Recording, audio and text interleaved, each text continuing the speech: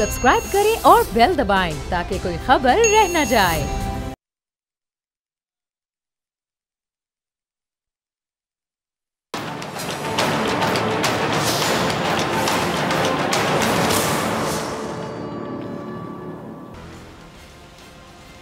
अस्सलामुअलैकुम नाजरीन, मैं हूं डॉक्टर फ़िज़ा अकबर खान और मैं हूं पाकिस्तान और आप देख रहे हैं पाकिस्तान के सबसे बड़े न्यूज़ चैनल का नंबर 1 प्रोग्राम ऐसे नहीं चलेगा।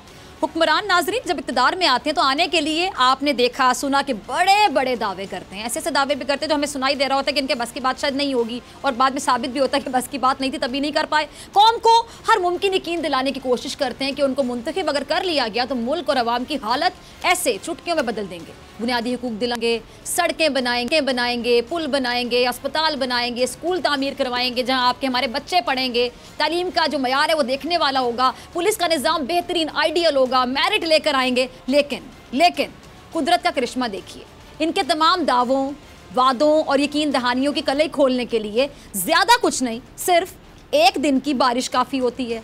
इसका सबूत आज का कराची है जो पाकिस्तान का मुआशी हब होने के साथ साथ अंधेर नगरी और गंदगी का गढ़ बन चुका है। बड़े अफसोस के साथ कह रही हूँ, पीपल्स पार्टी की 10 साल से जायद की हुकूमत, दर्जन साल हो गए पीपल्स पार्टी को वहाँ पे। एमक्यूएम पाकिस्तान की वजारतें भी कराची का मुस्तकबिल नहीं बदल सकी। अच्छा, दुनिया देखें कि चांद से निकलकर मार्स तक पहुँच रही है और कराची वालों के मसाइल अब भी नाले के उबलते हुए पानी से शुरू होकर पीने के साफ पानी की किल्लत पर ख़त्म हो जाते हैं। आज भी बारिश की एक बूंद कराची में बिजली के पूरे निज़ाम को हम देखते हैं कि तहस नहस करने के लिए काफ़ी होती है। आज भी बारिश होती है तो कराची वालों को कई हफ्तों तक समंदर देखने जाने की ज़रूरत नहीं पड़ती क्योंकि समंदर उनके घरों के आगे मौजूद होता है। आज भी पाकिस्तान के इस अहम तरीन शहर में कोई एक निज़ाम ठीक नहीं है। किस निज़ाम की बात करूँ, कोई एक निज़ाम ठीक नहीं है। ना सीवरेज का निज़ाम ठीक है, ना बिजली का निज़ाम वहाँ पे ठीक है, ना साफ़ पीने के पानी का निज़ाम ठीक है। हॉस्पिटल्स को देख लें तो अस्पतालों का निज़ाम नज़र नहीं आता, समझ नहीं आता। ना पुलिस का निज़ाम ठीक है, ना सरकारी इदारों का निज़ाम ठीक है। तो फिर सवाल ये है कि कराची में अगर कुछ ठीक है तो वो क्या है, किस चीज़ का नाम है जो हम कहें कि वो ठीक है। और जब कुछ ठीक नहीं है तो फिर ये 12 सालों तक पीपल्स पार्टी ने क्या तीर चलाए, क्या किया, हमें को बताना पसंद करेगा? एमक्यूएम पाकिस्तान ने क्या किया, कोई बताना पसंद करेगा? और आज तहरीक इंसाफ क्या कर रही है वो भी बताना चाहें तो प्लीज़ बता दें। इन मसाइल का हल कौन तलाश करेगा? अवाम ये जानना चाहती है क्योंकि अवाम को पता है कि क्या बताएंगे ये। अवाम तो हल की तरफ जाती है कि हल क्या होगा, कौन देगा हल, इस निज़ाम को तब्दील आखिर कौन करेगा। आज के कराची की हालत क्या है, इसको कौन ठीक करेगा, इसका जिम्मेदार कौन है, ये भी जानना बहुत ज़रूरी है कि इस हालत का जिम्मेदार कौन है। इस तमाम पर बात करने के लिए मेरे साथ जो मौजूद मेहमान मौजूद हैं तारुफ करवाऊंगी, लेकिन सबसे पहले एक नज़र बारिश में डूबे हुए कराची पर मैं डालना चाहूँगी। आप तमाम लोगों को दिखाना चाहूँगी, आप साथ साथ देख भी सकते हैं। मेरे साथ मौजूद हैं बोल न्यूज़ के नुमाइंदे हैं जी राव अफनान, बहुत शुक्रिया ज्वाइन करने के लिए। राव अफनान, हम ये स्क्रीन पर देख रहे हैं, फुटेजेस देख रहे हैं, नाजरीन भी देख रहे हैं। आपसे मैं जानना चाहूँगी क्योंकि आप रिपोर्ट कर रहे हैं बारिश के बाद जो सिचुएशन है पूरी, तो अभी अब कराची में कितना फ़ीसद कराची आप देखते हैं जो ज़ेरे आब आ गया, पूरा कराची क्या समंदर बना हुआ है? जी बिल्कुल डॉक्टर साहिबा, आज सूरत हाल ये रही कि कराची के 3 अजला जो है आज उनमें चंद घंटों की बारिश ने सूबाई हुकूमत हो चाहे वो शहरी हुकूमत हो तो उनकी जो कारकर्दगी, उनकी जो परफॉर्मेंस रही है, जिनके वो दावे करते रहे हैं, वीडियोस बना के समाजी वेबसाइट पे डालते रहे कि सब अच्छा है, लेकिन सब अच्छा नहीं है। बोल अपने नाजरीन को बार बार दिखाता रहे कि कराची की क्या सूरत हाल है, कराची डूब गया है। नॉर्थ नाजमाबाद और नागन के अंदर तो कश्तियाँ निकाल ली लोगों ने और अपनी जो बकरियाँ और मवेशी थे उन्हें रेडियो के सहारे जो है उन्हें मुंतकिल किया। इस वक्त मैं लियाकताबाद 10 नंबर पर मौजूद हूँ। कैमरामैन यूसुफ अगर मेरे अकब में आपको दिखा सके, 5 चुके हैं, ट्रैफिक बदतरीन तौर पर जाम है, लोग अपनी फैमिलीज़ के साथ इस ट्रैफिक में फंसे हुए हैं। बेशतर गाड़ियों का पेट्रोल ख़त्म हो चुका है, बाइक सवारों को शदीद मुश्किलात का सामना करना पड़ रहा है। लेकिन 5 घंटे हो चुके हैं, आप देख सकते हैं क्या सूरत हाल है। सिंध हुकूमत की कहीं रिट नज़र नहीं आती, कोई ट्रैफिक पुलिस एहलकार मौजूद नहीं है। उसी के साथ साथ जो वार्डन लोकल गवर्नमेंट ने जिन्हें अपॉइंट किया था वो भी कहीं नज़र नहीं आ रहे। तो इतनी बदतरीन सूरत हाल है।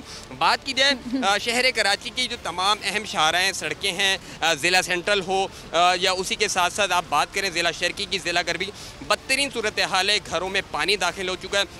जो लोग डबल स्टोरी के घर में रहते हैं उनके लिए तो आसानी है कि उन्होंने ग्राउंड फ्लोर को छोड़कर जो है वो पहली मंजिल पर मुंतकिल हो गए, लेकिन जो एक एक कमरे के घर में रहते हैं उन्हें शदीद मुश्किलात का सामना करना पड़ रहा है। उसी के साथ साथ बिजली मतलब ये पानी की चंद बूंदे पड़ते ही कराची के 500 से ज़्यादा फीडर ट्रिप कर जाते हैं। वफाकी हुकूमत की जानिब से दावे बड़े बड़े किए गए कि कराची में कल से लोड शेडिंग खत्म हो जाएगी, लेकिन लोड शेडिंग का सिलसिला ताहाल जारी है। बात की जाए सिंध हुकूमत की तो सेवरेज और पानी और निकासी आब के जो जितने दावे किए गए समाजी वेबसाइट पे वज़ीर तालीम और वज़ीर मेहनत सईद गनी ये दावे करते रहे, वीडियोस बना के डालते रहे, नासिर हुसैन शाह साहब दौरे करते रहे, लेकिन असल कराची तो यह है। अच्छा रऊफ नान, मैं आपकी बात को काटना नहीं चाह रही थी, खुल के पूरी सिचुएशन बताएं डिटेल के साथ, लेकिन अगर आप मुझे सुन पा रहे क्योंकि वक्त की भी कमी, मुझे बाकी मेहमानों की तरफ भी जाना है, मैं आपसे ही जानना चाहूँगी राव साहब की जो सूबाई हुकूमत है आपको कहीं कराची में नजर आई है? फिर बेचारे लोग जो पानी निकालने वाला काम है वो भी अपनी मदद आपके तहत कर रहे हैं कि पानी भी बेचारे अब खुद निकालेंगे?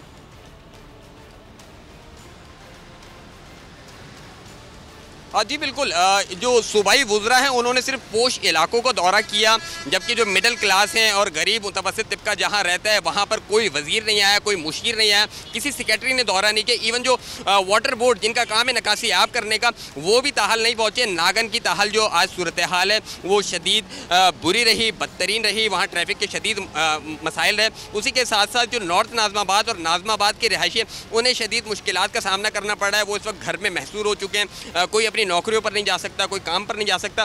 तो ये सूरत हाल है कि ज़िला वस्ती के जो रिहायशी और ज़िला गरबी के वो अपने घरों में महसूर हो गए। उसी के साथ साथ जो के इलेक्ट्रिक है बदतरीन तौर पर लोड शेडिंग का सामना करना पड़ा है। तो ये सूरत हाल है। सही, ठीक है जी, ठीक है जी, ठीक है। रऊफ नान बहुत शुक्रिया, आपने कराची की जो अभी ताज़ा तरीन सूरत हाल है उससे तमाम नाजरीन को आगाह किया। देखने कराची जो है जो इसके बारे में इतने दावे किए जाते हैं कि कराची इतना बड़ा शहर मुआशी अब जिसमें कोई दो राय नहीं है, और तमाम लोग कहते हैं कि कराची में पता नहीं उन्होंने दूध और शहद की नहरें बहा दी। दर्जन साल होने को पीपल्स पार्टी की हुकूमत को एमक्यूएम पाकिस्तान से अगर सवाल करे तो जवाब तो उनको भी देना बनता है, लेकिन कराची की आज ये हालत है कि कराची एक बारिश का मुकाबला नहीं कर सकता। अब ये छोटा सा ये जो मुख्तसर सा अहवाल है हमारे नुमाइंदे अफनान ने आपको बताया। अब इसी हालत ज़ार पर कुछ मैं मज़ीद बात करूँगी, उन लोगों से सवाल पूछूंगी जिनका जवाब देना बनता है और हमारा सवाल उनसे करना बनता है। मेरे साथ मौजूद हैं जी मारूफ समाजी रहनुमा ज़फ़र अब्बास साहब हैं, जमात इस्लामी के रहनुमा हाफिज़ नईम साहब हैं। सवाल जिनसे पूछना बनता है एमक्यूएम पाकिस्तान से रेहान हाशमी साहब, इनका जवाब देना बनता है, और आजिज़ धामरा साहब रहनुमा है पीपल्स पार्टी के, उनसे पूछेंगे कि पीपल्स पार्टी ने कितने तीर चलाए, इस बारिश को तो कंट्रोल कर नहीं सके कराची में। धामरा साहब शुरुआत में आपसे ही करती हूँ, सबसे ज़्यादा जवाब दें मेरे ख्याल से आप लोग हैं, क्योंकि आप लोग कराची को अपना दूसरा घर कहते हैं, बल्कि सिंध को दूसरा घर कहते हैं। सिंध का एक बड़ा शहर है कराची, अगर कराची में बारिश का मुकाबला नहीं हो पा रहा कराची से, तो मुझे बताएं कि बाकी सिंध की क्या हालत होगी। उस पर अफसोस किया जा सकता है मेरे ख्याल से, कि हम सवाल उठा सकते हैं, बाकी परफॉर्म तो आप लोगों ने करना था, अब तक क्यों नहीं कर पाए दर्जन सालों में परफॉर्म? बिस्मिल्लाहिर्रहमानिर्रहीम। देखें, आज का प्रोग्राम सिर्फ कराची तक है या जहाँ जहाँ बारिश हुई है पाकिस्तान के जिन भी शहरों में वहाँ तक है? तो अगर कराची तक है स्पेशली तो हम कराची के लिए बात कर लेते हैं। इसमें बड़ा अच्छा सवाल आपने पूछा, मेरे से जवाब भी सुन लें। कराची तक क्यों है मैं बता देती हूँ, मैंने अपने सवाल में बताया, अगर आप गौर से सुनते हैं धामरा साहब, कि कराची एक बड़ा शहर है, मुआशी हब है। मैंने कहा बड़े शहर के अगर हम एग्जांपल देते हैं, बड़े शहर के हालात हैं, तो छोटे शहरों को तो जारी बात है, आपको पता ही कैसे हालात होंगे। देखें आपका हक है कि आप कराची के ऊपर प्रोग्राम करें, बेशक करें, मैंने ये नहीं कहा कि अब पंजाब में अगर आप बात करें, पंजाब की खूबसूरती की बात करें, लोग कहते हैं लाहौर किससे शुरू कर लें, कि लाहौर कैसा है, यही से अंदाजा हो जाएगा। देखिए, मैंने जरा सी बात की, आप मुझे बात नहीं करने दे रही है, तो किस तरह प्रोग्राम चलेगा? मैं तो समझना चाह रहा था कि आया मानसून की बारिश। अच्छा, आप जवाब दीजिए, आप जवाब दीजिए। या पाकिस्तान के बेचारे अवाम हर जगह पे अगर तकलीफ में है तो उन सब की बात करें। तो अगर आप कह रही हैं कि सिर्फ कराची पे बात करें, तो हम सिर्फ कराची पे बात करेंगे। मेरे कहने की सिर्फ ये एक मकसद था। अच्छा, कराची के हवाले से जब आपने बात की, चले आप अपनी बात कंप्लीट करें, इसका मेरे पास जवाब था, लेकिन आप माइंड करें कि मैं आपकी बात में इंटरफेयर करूं, आप जरा जवाब दीजिए जी। कराची की बात करें। जी, मैं वही कह रहा हूं कि कराची पे बात हो रही है ना। मैं शुरू में समझना चाह रहा था, आप अपना गुस्सा कर रही हैं, मैं समझना चाह रहा था जी धामरा साहब कि आया जहाँ जहाँ ये बारिशें आवाम को तकलीफ देती हैं, पूरी पाकिस्तानी कौम है ना हमारी। गुस्सा आप मेरे इंट्रो पे करके धामरा साहब, मैं नहीं कर रही, मैं तो जवाब दे रही हूँ आपको फैक्ट के साथ। चलो कराची धामरा साहब, मुझे पता है तो कराची में बारिश के बाद हालात होते, चले आपने सवाल पूछा, मुझे बताया कि बाकी पाकिस्तान में ये हालात होते हैं, कराची में बारिश होती है, लाहौर में भी आए दिन बारिश होती है, हालात तो नहीं होते। तो मैं तो कराची के हवाले से सवाल पूछूंगी ना आपसे। इससे बदतरीन हालात होते हैं, मगर मसला ये है कि उसको डिस्कस नहीं किया जाता ना, इससे बदतरीन है। सोशल मीडिया को आप चेक कर लें, क्योंकि वो भी एक कैमरा है, वो भी एक सोर्स ऑफ इंफॉर्मेशन है। मगर इशू ये है कि अब धामरा साहब वही बात है ना, आपकी हुकूमत सिंध में है ना, तो मैं आपसे कराची का सवाल ही पूछूंगी ना। अगर पंजाब की बात मैंने करनी होगी तो मैं पंजाब हुकूमत में से किसी से पूछूंगी। आप क्यों कर रही हैं? आप गुस्सा क्यों कर रही है? मैंने तो चलिए आगे चलिए धामरा साहब, आगे चलते ना, टाइम की कमी है जी। प्लीज आप अपने मौकिफ से आगाह करें जी। ये क्यों कंट्रोल नहीं होता बारिश का पानी? क्या मसला, क्या बेसिक मसला क्या आपको नजर आता है? तो मैं अपना जवाब दूंगा, आप मुझे जवाब सुनने दें ना। अच्छा, इशू ये है कि कराची के अंदर जो बारिश हुई है, 30 मिलीमीटर के अंदाज में बारिश हुई है। अच्छा, ये कराची के मनाजर बिल्कुल हैं, अवाम तकलीफ में है, मैं इसको एडमिट करता हूँ। पाकिस्तान में 3 टियर गवर्नमेंट है, मगर यहाँ पर अगर फोकस होगी एक सूबाई गवर्नमेंट, आपको ये मालूम होगा कि 35 सालों से मुत्तहिदा कौमी मूवमेंट की गवर्नमेंट रही है और कराची के जो खासतौर पर पब्लिक पार्क थे या नाले थे, बरसाती नाले जो थे, उनके ऊपर जो इंक्रोचमेंट हुई है वो बड़ी गजब की हुई है। और आप कभी कभी ये भी सवाल होता है मीडिया के अंदर कि सिंध गवर्नमेंट ने जो है वो कुछ महकमे जो हैं लोकल गवर्नमेंट के अपने हाथ में ले लिए हैं। अगर सिंध गवर्नमेंट न लेती तो उससे ज्यादा इंक्रोचमेंट होती है। इंक्रोचमेंट को कम से कम जहां तक रोक सके वहां पर रुकी जरूर चीज है।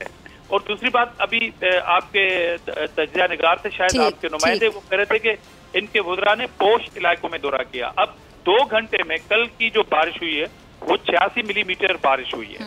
86 मिलीमीटर बारिश के अंदर लोकल बॉडीज के इदारे भी रिस्पॉन्सिबल हैं, सूबाई गवर्नमेंट को भी आप बिल्कुल, वो तो तबसरे के अंदर है ही है। मगर जो तरक्की याफ्ता ममालिक हैं, ऑस्ट्रेलिया के अंदर, अमेरिका के अंदर, जब ये बारिशें आती हैं, तूफानी बारिशें, तो वहां पर क्या कुछ बहा के ले जाती हैं ये भी सबके सामने है। मगर नहीं होना चाहिए कराची के अंदर इस तरह की सूरत हाल। मगर उसके बावजूद सूबाई हुकूमत के वज़रा निकले, उन्होंने लाइव अपने क्लिप्स वहां पे रखे। डेफिनेटली वो कुछ इलाकों में भी गए होंगे, मगर बारिश जब तक बरसती है, जाहिर है पानी का इशू होता है। उसके 2-4 घंटों के बाद पानी निकलना चाहिए, सारी मशीनरी को एक्टिव होना चाहिए, सूबाई और लोकल गवर्नमेंट को भी होना चाहिए। इशू ये है कि जब आपके इलेक्ट्रिक की लोड शेडिंग को यहाँ पर धामरा साहब आपका पॉइंट आ गया, ठीक है, काफी डिटेल में आ गया, ठीक है। रेहान हाशमी साहब, आपसे भी मैं पूछना चाहूंगी कि क्या आप लोग बरीउ ज़िम्मा समझते हैं खुद को? पूरी जिम्मेदारी का पीपल्स पार्टी पे आप डाल देंगे या आप खुद को भी जिम्मेदार समझते हैं आपकी पार्टी? आपसे मैं जवाब लूंगी हाशमी साहब, लेकिन पहले जफर अब्बास में आपकी तरफ आऊंगी। जफर, आप अग्री करते हैं धामरा साहब के मौक़िफ़ से, जिन्होंने पूरा बताया कि कराची में बारिश का मसला आखिर होता क्यों है? नहीं, जिस दिन इनके घर के अंदर नाले का पानी भरकर और उस पानी का सारा फुजला इनके ड्राइंग रूम, बेडरूम, इनके बच्चों के स्टडी रूम के अंदर भर दिया जाएगा, जिस तरह आज कराची वालों के घरों में भरा है, उस दिन के बाद मैं इनकी बात मानूंगा कि ये इनकी बात बड़ी अच्छी है। ये किसी भी इलाके में विजिट करें, अमीर गरीब, ओ भाई फुजला, नालों का फुजला, मैं किसी पैम्पर की या इसकी बात नहीं कर रहा, पूरे पूरे नालों का फुजला। वो फुजला क्या होता है, क्या बोलूं लाइव प्रोग्राम में? वो लोगों के बेडरूम में, उनके बुजुर्ग माओ बहनों बेटियों के बिस्तरों पे, लोगों के बेटियों के जहेज तबाह हो गए, जो वो जमा कर रहे थे सालों से, उनके घरों के अंदर से होते हुए गया पूरे कराची का फुजला। इस वक्त भी लोगों के घर के लिए हम बिरयानी और मुख्तलिफ खाने बनवा रहे हैं। कराची की सारी एनजीओ ट्रकों में भर भर के देने जा रही हैं। क्या हुआ? क्या अर्थक्वेक आ गया है? जलजला आ गया? सुनामी आ गया? बात सिर्फ इतनी सी है कि ये कोई बड़ी आम सी बात है इनके लिए, वुज़रा के लिए, तमाम चाहे कोई भी हो। मैं इतना जानता हूं, कराची शहर के लड़के को अगर सरकारी नौकरी करनी हो तो 15 से 20 लाख रुपए रिश्वत देनी पड़ती है। क्यों? क्या कराची कुर्रे अर्ज पर नहीं है?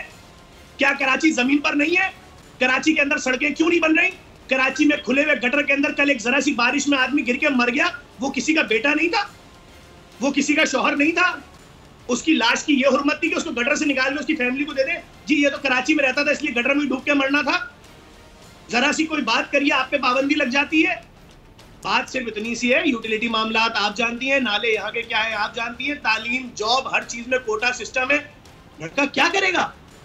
हर दूसरे दिन हम वीडियोस देख रहे होते हैं, लोगों को मार रही है पब्लिक, मोबाइल छीन रहा था, मार रहे हैं, वो रो रो के बोल रहा है, जो पिट रहा है चोर, कि मेरी माँ की दवाई के पैसे नहीं है, मैं जॉबलेस हूँ, मैं बेरोजगार हूँ।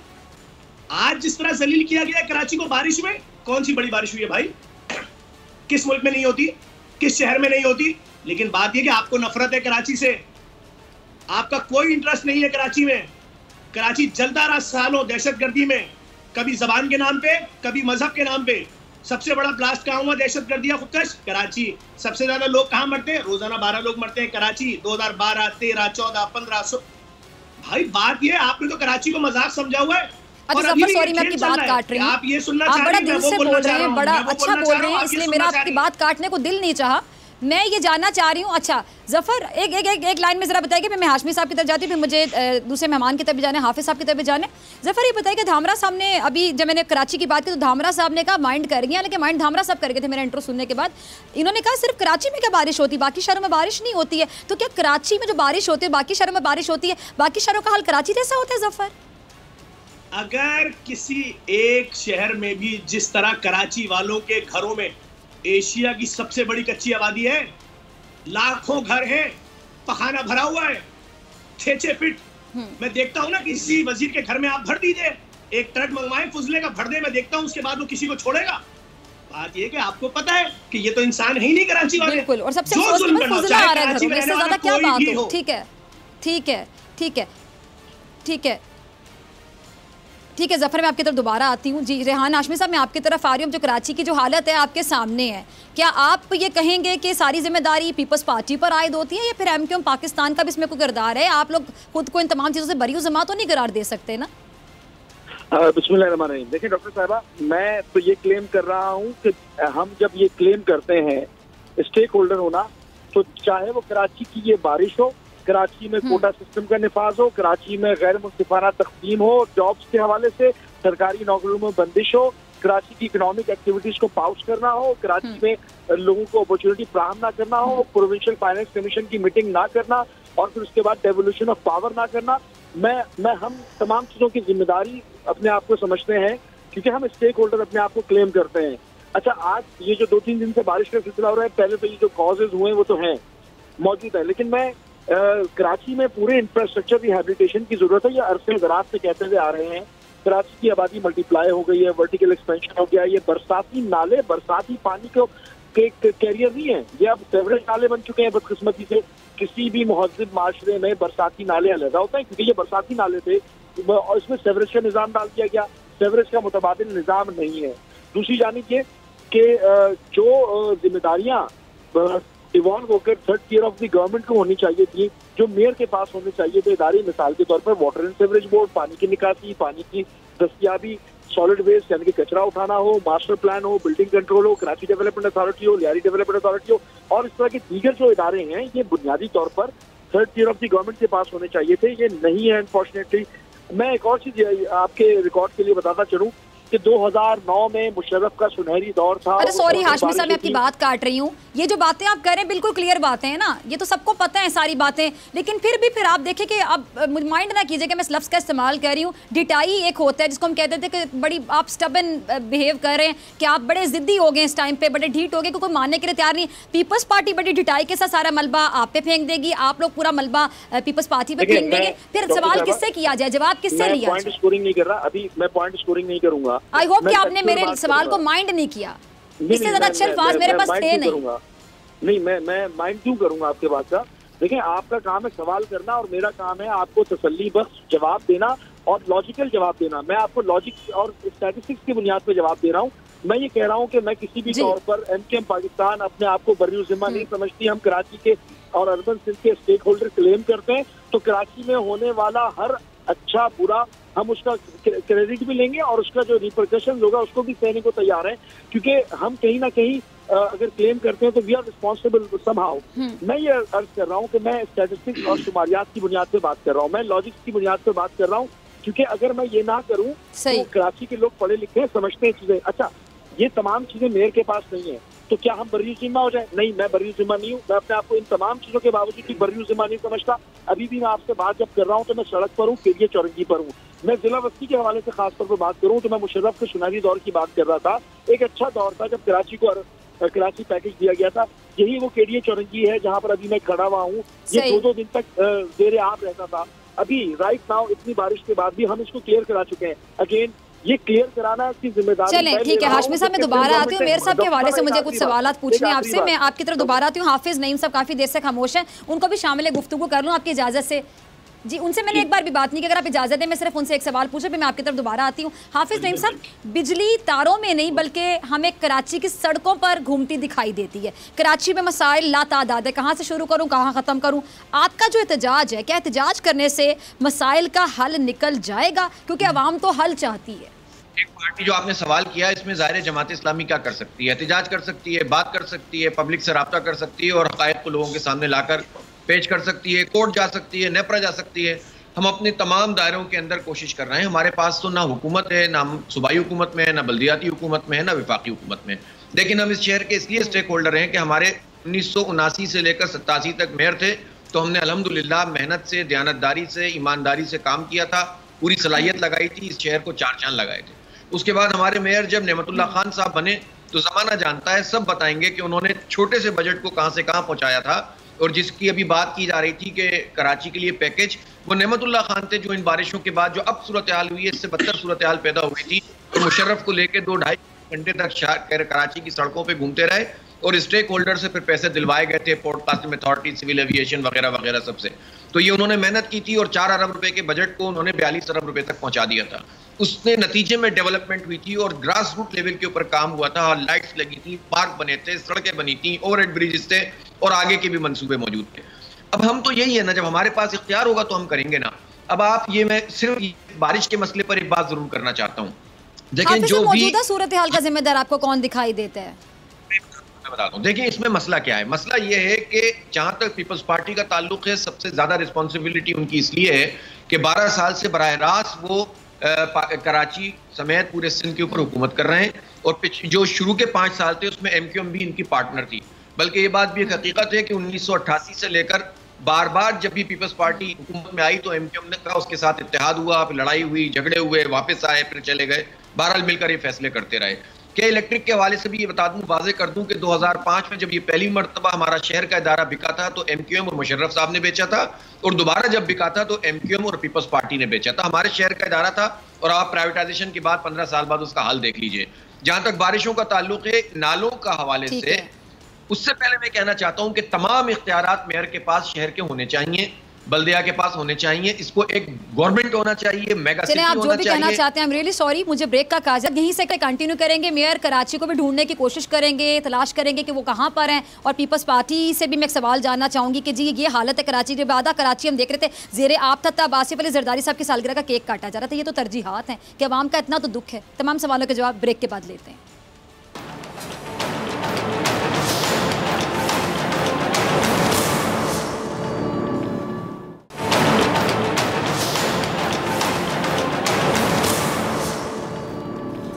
वेलकम बैक नाजरीन। हाफिज नईम साहब, आपकी बात को मुझे काटना पड़ा क्योंकि मुझे ब्रेक पे जाना था, वहीं से प्लीज कंटिन्यू कीजिए।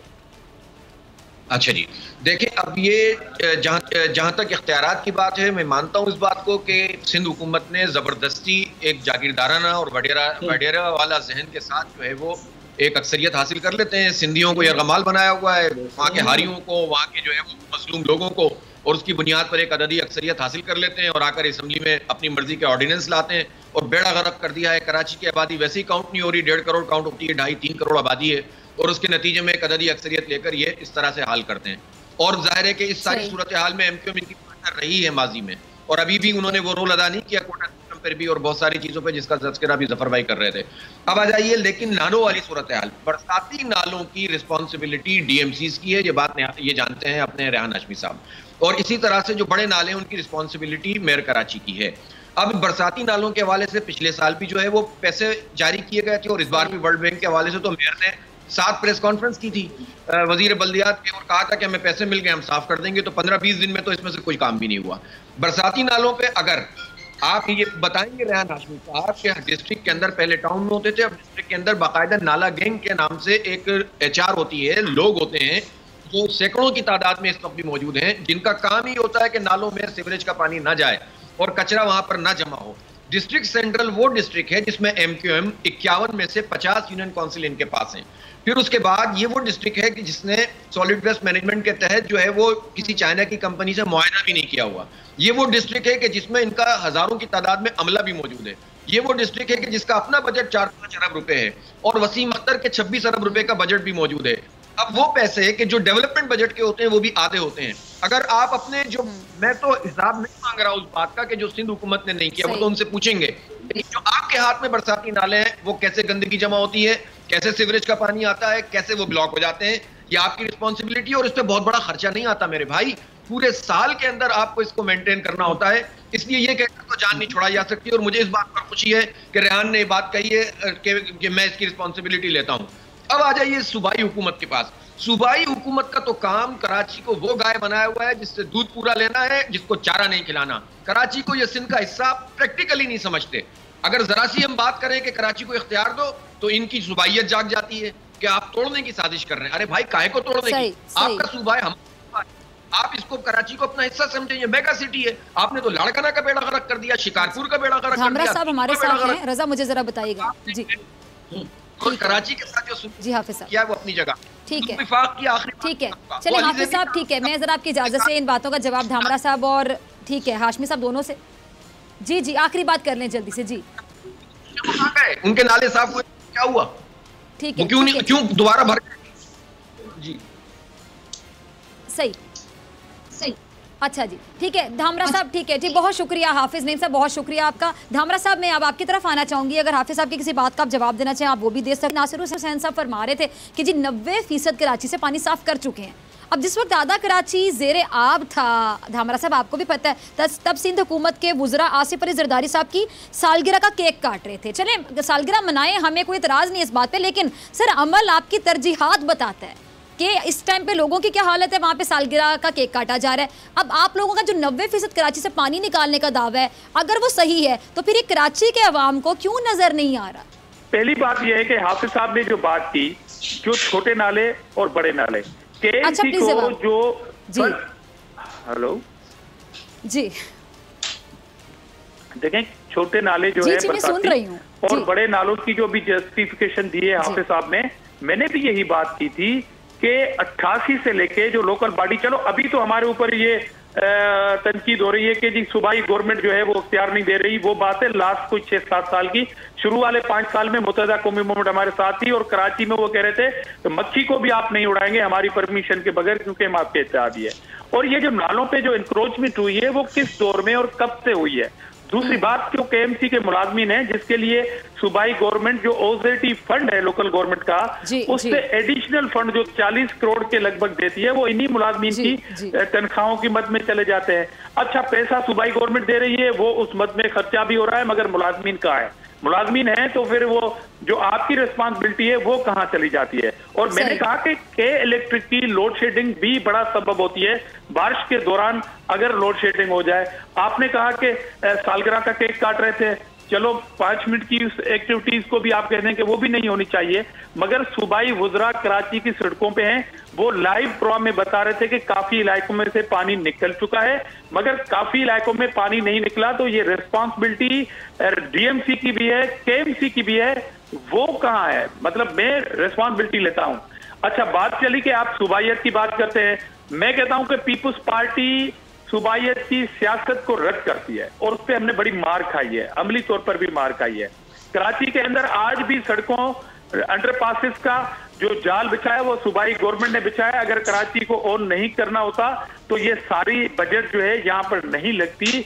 जो लाइन ऑर्डर की सूरत हाल थी वो सूबाई गवर्नमेंट ने खुद से दी, फेडरल गवर्नमेंट ने, नवाज शरीफ दौर की मैं बात करता हूँ। तो इशू ये है कि कराची एशिया की सबसे बड़ी जो हमारी कच्ची आबादी है, वहां पर बारिश इस अंदाज में आएगी तो डेफिनेटली उस टाइम इशू होंगे। ठीक है धामरा साहब, आपका पॉइंट आ गया, वक्त की कमी है, मुझे बाकी दोनों मेहमानों का भी लास्ट कमेंट चाहिए। जफर अब्बास साहब, जब सूबाई हुकूमत ने इतने तीर चलाए हैं और इतना अच्छा काम किया, इतनी अच्छी परफॉर्मेंस है जैसे कि धामरा साहब बता रहे हैं, तो फिर आप ऐसे तनकीद किए जा रहे हैं धामरा साहब पे? मैं तनकीद थोड़ी कर रहा, मैं तो कह रहा हूँ खाली एक बार जायजा ले लें और जाके देख लें। इस वक्त कराची जैसे मेगा सिटी जिसका नाम है कराची, दुनिया जानती है कराची, जाके देख ले, जिसको अंधेरों से रोशनियों से अंधेरों का शहर, सड़कों के जाल से खंडरों का जाल, बेरोजगारों का शहर, मुसीबत हालों का शहर। आप अंदाजा लगाएं कराची की हालत क्या की है, तबाह हो गया। कराची का बिजनेसमैन फकीर हो गया, कराची का लड़का पढ़ा लिखा जो है वो बेरोजगार घूम रहा है, भीख मांग रहा है। कभी कोई इसको मोबाइल स्नैचर बोल के जान से मार देता है, कभी किसी दफ्तर के बाहर वो लाइनों में लगा रहता है। चपड़ासी और प्यून की नौकरी कर रहे हैं, एनईडी के पास लड़के चाय और पराठे बेच रहे हैं। मैं इसी कराची की बात तो कर रहा हूं। और जो आज बारिश में हुआ है पूरा सोशल मीडिया वीडियो से भरा हुआ है, एक बार जाके देख लीजिए। किस ऐसा लग रहा है किसी बहुत बड़े नाले के अंदर आप खड़े में, तो मालूम हो रहा है गरीब का ड्राइंग रूम था। ये गरीब का वो कमरा था जहां उसकी माँ बहन बेटी बुजुर्ग नमाज पढ़ते थे। ऐसे होता है दुनिया में कहीं कि नालों का फुजला घरों के अंदर से गुजरे और खड़ा रहे घरों में घंटों। मैं इस वक्त बता रहा हूं, रात के 11:15 बज रहे हैं, जेडीसी की टीमें और हजारों एनजीओ के लोग औरंगी टाउन खाना लेकर गए में। कोई गरीब गरीब नहीं रहते औरंगी टाउन में, इज्जतदार लोग रहते हैं। क्या हाल किया आपने उनका? मुझे दिखाइए कौन सा वजीर, कौन सा मिनिस्टर इस वक्त वहां घूम रहा है औरंगी टाउन में। चलें जी जफर, वक्त की कमी है वरना मैं आपको और सुनना चाह रही थी जी। मैं अब लास्ट सवाल रेहान हाशमी साहब अगर हमारे साथ मौजूद हैं इनसे पूछना चाहूँगी, मुझे सबका शुक्रिया अदा करना है। हाशमी साहब, एक मेयर भी होते हैं कराची में जो बड़े लाचार हैं, बड़े बेबस हैं, ऐसे हम सुनते रहते हैं, वो कहाँ पर हैं? क्या वो सिर्फ ये बताने के लिए कि मेरे पास इख्तियारात नहीं है, मैं बहुत लाचार हूँ, बहुत बेबस हूँ, मैं क्या करूँ? ये ठीक है डॉक्टर साहब, वो कामरा साहब को ये समझने और समझाने में ही आपने आधा प्रोग्राम तो गुजार दिया। मैं तो कह रहा था कि मैं कोई पॉइंट स्कोरिंग नहीं करूंगा, मैं तो सिर्फ लॉजिकल चीज बताऊंगा, स्टैटिस्टिक्स बताऊंगा। 4 साल बल्दियाती दौर में डीएमसी को सिर्फ एक बार सिंध हुकूमत ने वाटर कमीशन की हिदायत पर फंड का इजरा किया नाला सफाई के हवाले से, इसके अलावा कभी दिया ही नहीं है। डीएमसी सेंट्रल की बात करूँ तो 22 हमारे चोकिंग पॉइंट्स थे। मुशर्रफ के सुनहरी दौर में भी यहाँ पर ऐसे पॉइंट थे कि जहाँ पर पानी 2-2 दिन रहता था। उसमें केडिया चौरंगी, वाटर पंप चौरंगी, आयशा मंजिल है और 5 स्टार चौरंगी है, सखियत है। अभी मैं इलाकों में ही हूँ जहाँ पर पानी की निकासी तकरीबन मुकम्मल हो चुकी है, क्योंकि हमने कल की बारिश में जो रही सही कसर थी वो मुकम्मल कर दी थी। और जफर भी बैठे हुए आपके पास, इस तकरीबन 2 हफ्ते पहले जफर के साथ मिलकर भी हमने बहुत सारी चीजें की थी। ये जफर का काम नहीं है और ये बड़े सच्चाई से बोलते हैं हमारे सिंध हुकूमत के दोस्त कि हमने सड़कों का जाल बिछाया। तो भाई आपका काम थोड़ी नहीं, तो बल्दियात का काम है। आप क्यों बिछा रहे हो सड़कों का जाल? भाई आप अपने पास चीजें मरकूज करके क्यों बैठे हुए हो? इसमें कोई शक नहीं कि तकरीबन 2 हफ्ते से वजीर बल्दियात रास्ते में है। आज भी उनका कई दफा फोन आया मेरे पास, सूरत हाल से आगाह भी किया, मैंने शिकवा भी किया उनसे कुछ चीजों का। मैंने कहा कि देखें, तमाम शिकवों के बावजूद भी आपने वर्किंग कोऑर्डिनेशन रखना चाह रहे हैं, हम वर्किंग कोऑर्डिनेशन करेंगे। आपने वादा किया था कि वर्ल्ड बैंक के फंडेड प्रोजेक्ट स्विप के जरिए फंड करेंगे या मशीनें देंगे, नहीं दी गई। लेकिन हम उस पर बरियो जिम्मा नहीं हो सकते, हम एक्सक्यूज नहीं समझते, हमें करना ही करना है। मशीनरी नहीं हमने हायर की, जफर जैसे साथियों ने, दोस्तों ने हेल्प आउट किया और तो किसी तरीके से किया हमने। लेकिन ये सोल्यूशन नहीं है, ये लॉन्ग टर्म प्लानिंग नहीं है। कराची को कराची पैकेज की जरूरत है, रिहैबिलिटेशन की जरूरत है, कराची को स्मार्ट सिटी कॉन्सेप्ट की तरफ लाने की जरूरत है। ठीक है जी, तमाम मेहमानों का बहुत शुक्रिया, तमाम मेहमानों का बहुत शुक्रिया। ठीक है जी, ठीक है, आपने सही कहा कि कराची को जिस चीज़ की ज़रूरत है, लेकिन सवाल ये कि ज़रूरतें पूरी कौन करेगा? अवाम कभी आपको देखती है, कभी उनको देखती है, आप अपना मलबा उन पे फेंकते हैं, अपना मलबा उन पे फेंकते हैं। अफसोस ही किया जा सकता है मेरे ख्याल से। आप सबकी बातें सुनने के बाद ज़्यादा अफसोस होता है कि आप लोग जिम्मेदारी अभी भी पूरे तरीके से लेते नहीं है। जब जिम्मेदारी लेंगे तो यकीन जानिए हल भी निकल आएगा, लेकिन पहले दिखाई देखे तो सही कि बीमारी है क्या। बीमारी का इलाज तभी होगा जब आप बीमारी की तशखीस करेंगे। आप में से कुछ जिम्मेदारी लेने के लिए तैयार ही नहीं होता। मुझे ब्रेक पे जाना, ब्रेक से आने के बाद मैं बात करूँगी खुलकर मीडिया फिरौन के हवाले से। मेरे साथ मौजूद होंगे सीनियर तजियाकार असद खरल साहब।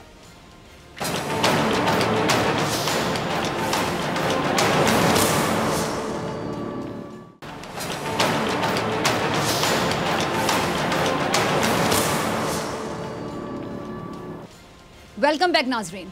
जब कैद में हो कई 100 कैदी और सहूलत मिले सिर्फ एक को, तो किससे पूछा जाए? जब छोटे जराइम करने वालों के साथ सख्ती और बड़े मुजरिम को तहफ़्फ़ुज़ मिले, तो किससे पूछा जाए? जब चंद चोरों को सज़ा और बड़े चोर को प्रोटोकॉल मिले, तो किससे पूछा जाए? एक ही जुर्म में जब मेयार अलग अलग हो जाएं, तो फिर किससे पूछा जाए? जब सियासत करने वालों के नाम ECL में डाले जाएं और सहाफ़त के नाम पर कारोबार करने वाले को जेल में भी ना डाला जाए, तो फिर किससे पूछा जाए? हुकूमत से या फिर नैब से? हुकूमत से पूछा जाए या फिर नैब से पूछा जाए? नैब पर अपोजिशन हम देखते हैं कि आए दिन सवालात उठा रही है, लेकिन नैब का जो रवैया है वो खुद नैब के लिए एक सवालिया निशान बन जाए, तो फिर किससे पूछा जाए? ये कैसी बीमारी है जो मुकदमा बनने पर शुरू और जमानत ख़त्म होने पर ख़त्म हो जाए? किससे पूछा जाए? ECL में नाम शामिल करने का तरीकाकार क्या है? किससे पूछा जाए? मीडिया फिरौन और उनके ख़ानदान के नाम अब ECL में क्यों नहीं डाले गए? अब तक क्यों नहीं डाले गए? ये किससे पूछा जाए? क्या मुल्जिम का नाम ECL में डालने का तरीकाकार वज़ा करने में मुश्किलात का सामना है, या हुकूमत की जानिब से कोई दबाव या प्रेशर है? ये किससे पूछा जाए? बीमारी के नाम पर जेल में सहूलतें एंजॉय करने वाले मीर शकीलुर रहमान एक दिन भी जेल नहीं गए, जबकि लाखों बीमार कैदी जो वाकई बीमार हैं, बहुत बीमार हैं, थर्ड क्लास जेलों में काबिल रहम जिंदगी गुजारने पर मजबूर है। एक ही सवाल, किससे पूछा जाए, किससे पूछा जाए, किससे पूछा जाए? हुकूमत की जानिब से कोई जवाब नहीं मिल रहा, ना नैब अब तक इस केस में अपनी पोजीशन वाजे कर सके, फिर हम किससे पूछें? चले पूछते हैं असद खरल साहब से। असद साहब, बहुत शुक्रिया करने के लिए। ये मीर शकीलुर रहमान को नैब अब तक हम देख रहे हैं कि इतनी ढील दे रहा है, क्यों उस पर इतनी मेहरबानियां की जा रही? खरल साहब, आपको क्या समझ आ रहा है? देखिए, मामला ये है कि नो डाउट के मीर शकीलुर रहमान एक बड़े जो मीडिया हाउस है, जिसके अखबारात भी हैं, जिसके चैनल भी हैं, उसके वो मालिक हैं।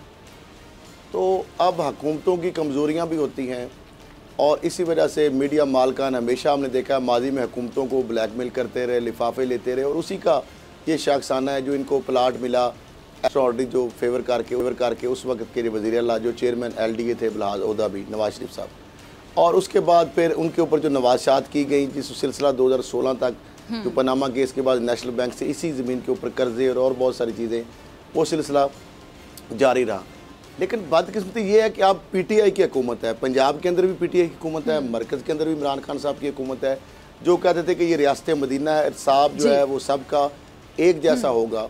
लेकिन बदकिस्मती ये है कि जो भी उनको ढील दी जा रही है, जो उनको मराद दी जा रही है, ये कोई नून लीग की हुकूमत नहीं दे रही, ये कोई पीपल्स पार्टी की हुकूमत नहीं दे रही, ये PTI की हुकूमत के दौर में जो पंजाब के अंदर अगर वो हॉस्पिटल बैठे हैं, आज अगर उनको जो मराहत मिल रही हैं जेल के बजाय हॉस्पिटल, और या जितनी भी उनको मराहत आ रही है, कभी पैरोल पे वो जा रहे होते कराची जी, और ये सारी मराहत इसलिए मिल रही हैं, एक तो हुकूमत वक्त के जो जिस तरह हम पहले भी प्रोग्राम में बात उठा चुके हैं कि मौजूदा हुकूमत पंजाब के अहम अहदेदारों ने हस्पताल को, महकमा हेल्थ को बाकायदा दबाव में डाल के कहा कि इनको इधर शिफ्ट करना है, होम डिपार्टमेंट के ऊपर दबाव डाला गया और हॉस्पिटल में कई माह से वो बैठे हुए हैं, हालांकि जेलों के अंदर बीमार रुल रहे हैं। दूसरी बात, मीर शकीलुर रहमान साहब को इसलिए भी ढील दी जा रही है कि उनके पास नैब के कुछ अहम अहदेदार जो हैं, जो नैब के ही कुछ अहम अहदेदार जो मज़ीद अहम अहदेदारों को डरा रहे हैं कि जनाब इनके पास बहुत सारी ऐसी चीज़ें हैं जो कि एम्बैरसमेंट क्रिएट कर सकती हैं। तो नैब के अंदर एक ब्लैकमेलिंग का सिलसिला है, जिसकी बाइस नैब को कमज़ोर करने के अंदर नैब के अंदर कुछ ऐसे लोग बैठे हुए हैं जो ये डरा के मुख्तलिफ अहदेदार एक दूसरे को कि जनाब इनके ऊपर अगर हमने सख्त हाथ डाला तो जो हमारी कमज़ोरियाँ वो एक्सप्लॉइट कर सकते हैं, उनको हाईलाइट कर सकते हैं, लिहाजा जो हो गया जो कि तू इस मामले को इधर रखें, इससे ज़्यादा आगे ना जाएं, क्योंकि उसको जो हमने पकड़ना था वो पकड़ लिया, केस बनाना था बना लिया, अब इससे ज़्यादा अगर हम गए, क्योंकि मामला ये होता है कि कुछ लोग जो है नैब के, या वैसे एक जनरल बात है, वो जो यानी एक दूसरे के काने बने बजाय जो मरम रखने वाला होता है ना, वो हमेशा याद रहता है। तो यहाँ पे नैब में कुछ ऐसे लोग जो है नश्तर मार के कुछ मरम रखने वाले, अब मरम रखे जा रहे हैं उनके ऊपर, तो ये वजह इसलिए उनको ढील दी जा रही है। अच्छा खरल साहब, मुझे ये बताएं, एक तो आपने जो बात कर दी यानी कि उनके पास उनके कोई राज है, ऐसी कोई बात है कि वो भी घबरा रहे कि पता नहीं एक्सप्लॉइट कर देंगे, यानी हमारे पंजाबी में कहते हैं कि तुझे एक दूसरे दिखाने हो। और दूसरी बात है कि क्या मीडिया फिरौन आसिफ अली जरदारी और शरीफ खानदान से ज़्यादा ताकतवर है, ज़्यादा पावरफुल है कि ना उसके अहले खाना को शामिल तफ्तीश किया गया, ना ICL में नाम डाला गया, क्यों? देखिए, इसमें तो नो डाउट आप देख लेना कि नवाज शरीफ साहब हों, खुर्शीद शाह साहब हों, शर्जील नाम मेमन हों, सरफराज दुरानी हों, जरदारी सब, जितने भी ये लोग बड़े बड़े हैं, उनके नजायज़ सासाजात के केस हों और मनी लॉन्ड्रिंग के केस हों, उनके अहल खाना फैमिली के लोग, उनके नाम ECL में भी डाले गए, वो मुल्ज़मों की फहरिस्त में हैं, कोई इश्तहारी हैं, उनके बैंक अकाउंट्स भी फ्रीज़ किए गए, उनके असासे मुजमद किए गए, उनके हेडलाइनें चली, उनके इश्तहार निकले। मामला ये है कि इस केस में हैरानकुन बात ये है कि मीर शकीलुर रहमान के साथ बाकी जो लोग हैं वो इसमें बेनिफिशरी हैं। इस जो फ्रॉड की एक ट्रांजैक्शन है, इलीगल ट्रांजैक्शन है, जिसकी बेस पे नायब ने अगर कॉग्निजेंस लिया है, तो इसमें बेनिफिशरी जो लोग हैं 98 में दोबारा ये मीर शकीलुर रहमान साहब के नाम आई है। तो 98 में मीर इब्राहिम साहब की उम्र जो है उस वक्त तक तो उनकी वालदा के नाम जो है ये रकबा था, तो उस वक्त उनकी 20 साल उम्र थी और उनकी अहलिया जो है माशाल्लाह वो भी बालग थी, मीर इब्राहिम भी बालग। और फिर जब इसके ऊपर लोन लिया गया नेशनल बैंक ऑफ पाकिस्तान से और फिर जाली एक फ्रॉड कंपनी जो ऑफशोर आई, वो इंडिपेंडेंट मीडिया कॉरपोरेशन लिमिटेड की मोहरें लगी, उसको टाइटल इस्तेमाल किया गया जिसके जनाब रूहर व मीर इब्राहिम रहमान साहब है। ये सारी चीज़ें नैब के पास मौजूद हैं, लेकिन फिर वही बात कि मुलजम चूँकि बासर है, ये ब्लैकमेल करता है, अपने इदारे का इन्फ्लुएंस इस्तेमाल करता है, ज़मानत जिस दिन खारिज होती है उस दिन अदालत अपने चैनल पे लगा के बैठ जाता है। वकला वही लोग जो केस के वकील हैं उनके प्रोग्रामों में आते हैं, अवाम के एक मिसलीड करते हैं। पैमरा एक खामोश तमाशाई सिर्फ वार्निंग देता है। करप्शन के खिलाफ सबूतों के साथ प्रोग्राम करें तो पैमरा शोकाज देता है, जुर्माने करता है, लेकिन अदलिया के खिलाफ अगर प्रोग्राम करे मुलजम उसका चैनल तो उसको सिर्फ वार्निंग दी जाती है। तो मुलजम ताकतवर है, इसलिए तो उसके खिलाफ कार्रवाई ना ICL में नाम डाला जाता है, ना पैमरा अग्रेसिव कार्रवाई करता है जो अदलिया की तौहीन के बावजूद, और जनाब वो ना उसके किसी बंदे को अजीजो कारब को सही, बड़ी गहरी बात, बिल्कुल सही बात आप कर रहे हैं खैरल साहब।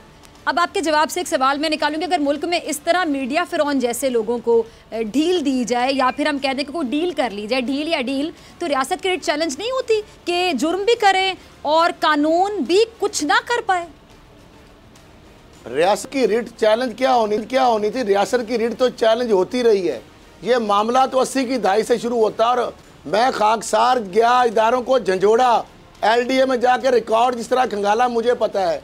जब मैं रिकॉर्ड निकाल लिया तो LDA को कहा कि आप मुद्दई बनोगे, वो कांपना शुरू हो गए। उनका इसके इतने ताकतवर बंदे के खिलाफ आपने ये कागज़ कहाँ से निकाल लिए? मैं कहा उसको छोड़ें, वो मुझे डराना शुरू कर दिया, कहते आप मुद्दई ना बने। नैब के अंदर मुद्दई बनने के लिए कोई तैयार नहीं था, नैब के अंदर केस भेजा।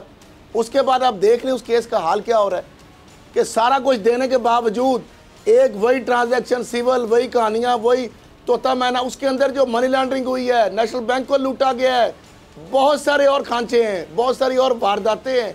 एक इवल नेक्सिस है कि पनामा केस के बाद जो एक डील हुई, उसके बाद 90s में DGPR से उस वक्त 2 करोड़ से ज़्यादा इश्तहार हुए। ये सारी नवाज शरीफ के साथ, शहबाज शरीफ के साथ 2016 में शहबाज शरीफ थे जब ये ट्रांजैक्शन हो रही थी, 98 के अंदर, और ये उस वक्त नवाज शरीफ, शहबाज शरीफ, LDA के किसी बंदे को नहीं पकड़ा गया, EDORs को नहीं पकड़ा गया, DGLDS को नहीं पकड़ा गया। शहबाज शरीफ जिस वक्त ये ट्रांजैक्शन दोबारा हो रही ट्रांसमिटेड, उस वक्त भी चेयरमैन LDA शहबाज शरीफ थे, किसी और को नहीं पकड़ा गया।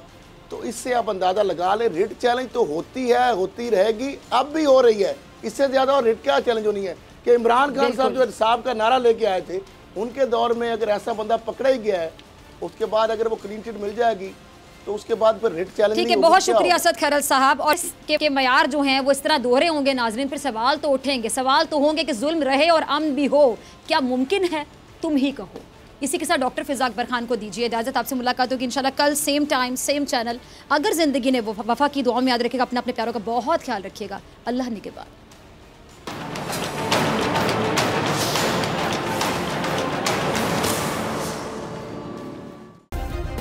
सब्सक्राइब करें और बेल दबाएं ताकि कोई खबर रह न जाए।